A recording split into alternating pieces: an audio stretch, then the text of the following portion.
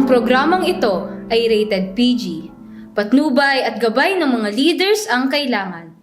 Maaaring may makabagbag damdaming teachings, life group, kwentuhan, tawanan, iyakan, o prayers na talagang angkop sa mga kabataan.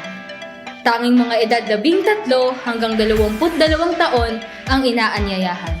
Ito ang KKB Santa Maria Youth Connect. Mapapanood at mapupuntahan tuwing Ika-alas 3 ng hapon. Araw ng Sabado, dito lamang sa JIS Santa Maria!